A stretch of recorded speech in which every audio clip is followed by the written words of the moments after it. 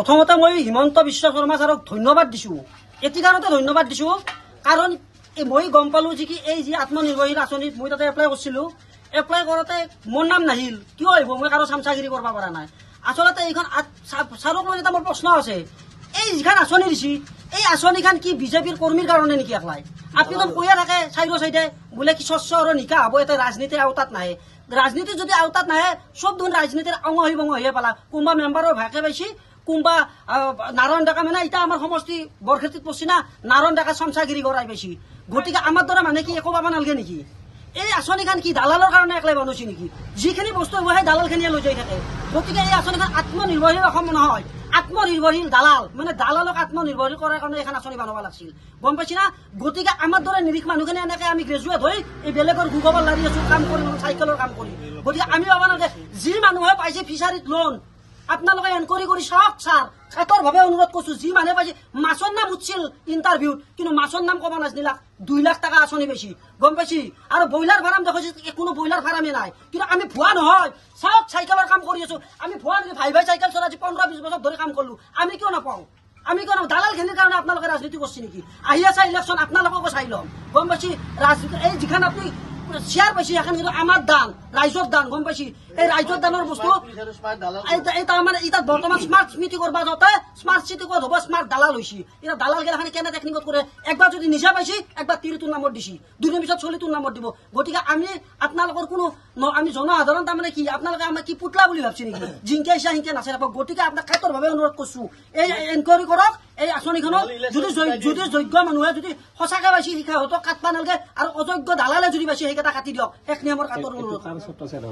এইটো ছাত্ৰ ছেট কাৰ মানে কি? আগতে আমি ধৰক আমি ধৰ্মপুৰত আছো, আমি ধৰ্মপুৰত থকাৰ পিছত এতিয়া আমাৰ সমষ্টি চেঞ্জ হৈছে, আমি বৰখেতিত পৰছো। বৰখেতিত পৰাৰ লগে আমাৰ কিছুমান দালালে এতিয়া নাৰায়ণ ডেকাৰ লগত আপোনাৰ লিংক আছে। গতিকে নাৰায়ণ ডেকা ছাত্ৰ ছায়াতে হওক বুলি ক'ব লাগিব। এই চমচাগিৰি কৰা মানুহখিনি নাৰায়ণ ডেকাৰ লগতে লগ আছে। গতিকে আমি চমচাগিৰি কৰিব পৰা নাই, কিন্তু আমি লিগেল আছিলো, গতিকে আমি নাপালো। জগৰে নাৰায়ণ ডেকা মানে কি? তেখেতে আজি মন্ত্ৰী নহওঁতে এনেকুৱা, আৰু তো মন্ত্ৰী হবা আছে, এতিয়া ইমান দালালক চাথ দিছি, আৰু 2 দিন পিছত মন্ত্ৰী হলে কিমান দালাল পুহিব? গতিকে এই লংকাত যে সকলে ৰাৱণ বুলি যোৱা একেবাৰে বাস্তৱ সত্য কথা। নাম মৰমী দাস। মই CM-AAA যিখন আঁচনি আছে সেই আঁচনিখনত ময়ো এপ্লাই কৰিছিলো। আৰু মানে সেই আঁচনিখনত এতিয়া মই জানিব পাৰিছো যে মানে মই চিলেক্টেড নহলো, আৰু কিহৰ কাৰণে মই চিলেক্টেড নহলো সেইটো মই জানিব বিচাৰো। আৰু মানে যিখিনি চিলেক্টেড হৈছে সেইখিনি আচলতে প্ৰকৃততে চিলেক্টেড হবলগীয়া হয় নে নহয় সেইটো মই জানিব বিচাৰো। আৰু আপোনালোকে চাওক, মই নিজে এখন টেইলৰিংখন দিছো, আৰু মই কোনো ভুৱা ডকুমেণ্ট মই দিয়া নাছিলো, সম্পূৰ্ণ সত্য। আৰু মানে আৰু মই ইণ্টাৰভিউ ভালদৰে দিছিলো, 2টা ইণ্টাৰভিউতে মই ভালদৰে দিছিলো। আৰু মানে মই আশা কৰিছিলো যে মই এই আঁচনিখনৰ হেৰিটো মই লাভ কৰিব পাৰিম। কিন্তু মই যোৱাকালি গম পালো যে মই মানে আঁচনিখনৰ হেৰিত মানে চিলেক্টেড নহলো। আৰু চিলেক্টেড নোহোৱাৰ কাৰণে মই অলপ দুখ পাইছো, কাৰণ মই আশা কৰি আছিলো এই আঁচনিখন লাভ কৰিলে মই অলপ মানে নিজকে অলপ ডেভেলপ কৰিব পাৰিলো হয়। গতিকে মই মুখ্যমন্ত্ৰী মহোদয়ক অনুৰোধ কৰো যে এই মানে আঁচনিখনৰ যিখিনি মানে চিলেক্টেড হৈছে আৰু সেইখিনি প্ৰকৃততে চিলেক্টেড হবলগীয়া হয় নে নহয়, মানে ইয়াৰে তদন্ত হব লাগে, মই এইখিনিয়ে ক'ব বিচাৰো। বাৰু মই ইণ্টাৰভিউ নলবাৰীতে দিছিলো, DC অফিচত, 2টাই দিছিলো। কিমান বছৰ ধৰি এই কামত জড়িত আপুনি? মই দোকানখন আৰম্ভ কৰা 5 বছৰে হ'ল। মোক ফোন কৰিছিল তাৰ পৰা, অফিচৰ পৰা, যে চাইকেল মেকাৰ হয় না নহয়। আৰু চাইকেল মেকাৰ নহয় বুলি কম না, মই চাইকেল মেকাৰ হৈ জিতে চাইকেল মেকাৰ বুলি মই কৈছো। কিমান দিন আগত ফোন কৰিছে?